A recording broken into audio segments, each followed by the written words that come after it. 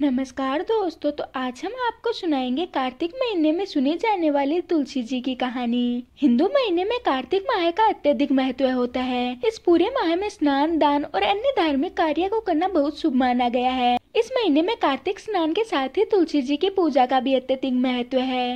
इस माह में तुलसी जी का विवाह भी कराया जाता है और जिन्हें कन्या संतान नहीं होती वह तुलसी जी का विवाह शालिग्राम जी से कराकर कन्यादान का सुख पाते हैं। अब हम आपको सुनाएंगे तुलसी माता की कथा। कार्तिक माह में सभी औरतें तुलसी जी को जल सींचा करती थी। वहीं पर एक बुढ़िया माई भी थी जो कि हर कार्तिक माह में तुलसी सींचने आती थी और जब भी वह जाती तो तुलसी माता से कहती, हे तुलसी माता सत की दाता, मैं तेरा बिरवा सींचती हूँ, तू मुझे बहू दे, पीले रंग की धोती दे, मीठा ग्रास दे, बैकुंठ में वास दे, अच्छी मोत दे, चंदन का काठ दे, अच्छा राज दे, खाने को दाल भात दे और 11 के दिन कृष्ण का कांधा दे।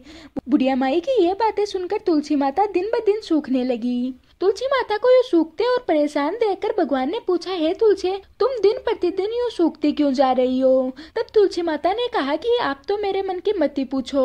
भगवान ने कहा कि मैं नहीं पूछूंगा तो कौन पूछेगा? तब तुलसी माता कहती है कि एक बुढ़िया माई आती है और अपनी बात मुझे रोज कहकर चली जाती है। मैं उसकी सभी बातें तो पूरी कर दूंगी, लेकिन कृष्ण का कांधा कहाँ से लाऊंगी? पर भगवान श्री कृष्ण बोले कि आप बुढ़िया माई से कह दो कि जब भी उनकी मृत्यु होगी तो मैं स्वयं उन्हें कांधा देने आऊंगा। जिसके कुछ दिनों बाद ही बुढ़िया माई मर गई। बुढ़िया माई के मरने से सारा गांव इकट्ठा हो गया और उसका अंतिम संस्कार करने पर उसे उठाने लगे, लेकिन बुढ़िया माई बहुत ज्यादा भारी हो गई जिससे बुढ़िया माई की अर्थी टस से मस नहीं हुई। सभी बोले कि यह तो बहुत संस्कारी थी, बहुत पूजा पाठ करती थी, कोई पाप भी नहीं किया, फिर भी यह इतनी भारी कैसे हो गई?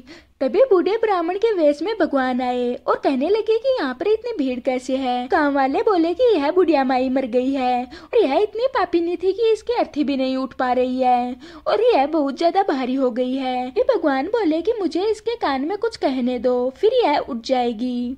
बुढ़िया माई के पास गए और उनके कान में कहा कि माई तू अपने मन की कर ले, पीताम्बर की धोती ले, मीठा ग्रास ले, वैकुंठ में वास ले, चटक की चाल ले, चंदन के काठ ले, झालर की झनकार ले, दाल भात ले और कृष्ण का कांधा ले।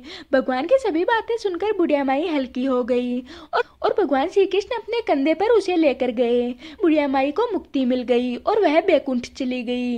हे तुलसी माता, जैसे आपने इस बुढ़िया माई की मुक्ति की वैसी सबकी करना और जैसे भगवान श्री कृष्ण का कांधा उन्हें दिया वैसा सबको देना। तो आज की हमारी वीडियो यहीं तक की थी। मैं आशा करती हूँ कि आज की हमारी वीडियो आपको पसंद आई होगी। अब हम मिलते हैं किसी और वीडियो के साथ।